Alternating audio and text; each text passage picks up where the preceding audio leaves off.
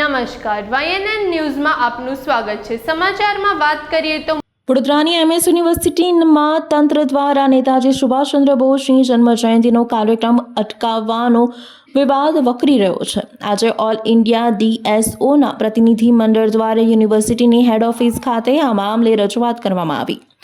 ગત તારીખ 23મી જાન્યુઆરીના રોજ નેતાજી સુભાષચંદ્ર બોઝની 129મી જન્મજયંતિ દેશભરમાં ઉજવવામાં આવી હતી, જેને અનુલક્ષીને વડોદરાની વિશ્વવિખ્યાત મહારાજા સયાજીરાવ ગાયકવાડ યુનિવર્સિટીમાં પણ all India democrats student organisation દ્વારા પુષ્પાંજલિ અર્પણ કરવાનો કાર્યક્રમ યોજવામાં આવ્યો હતો। જોકે આ કાર્યક્રમ દરમિયાન MS યુનિવર્સિટીની આર્ટ્સ ફેકલ્ટીના ડીન દ્વારા આ કાર્યક્રમ અટકાવવામાં આવ્યો હતો। નેતાજી સુભાષચંદ્ર બોઝના આ કાર્યક્રમને અટકાવીને દેશના આઝાદી આંદોલનના આ મહાન લડવૈયાનું અપમાન કરવાની આ ઘટનાથી યુનિવર્સિટીના કેમ્પસમાં મોટા પાયે કુલપતિને સંબોધન કરાયેલા આવેદનપત્ર સહિત ઝુંબેશ કરવામાં આવી હતી।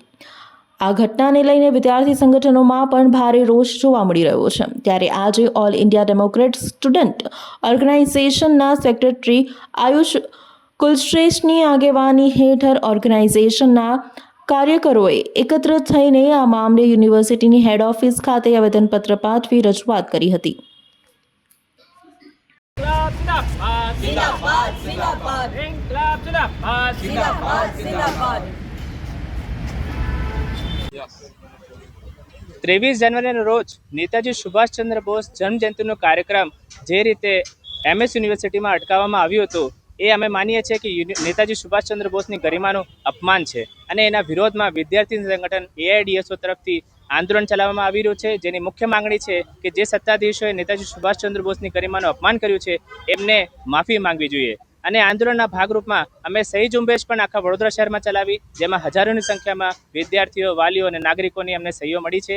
એ સહીઓ આજે અહીંયા અમે MS યુનિવર્સિટીના વાઇસ ચાન્સલરશ્રીને આપવા માટે આવ્યા છીએ।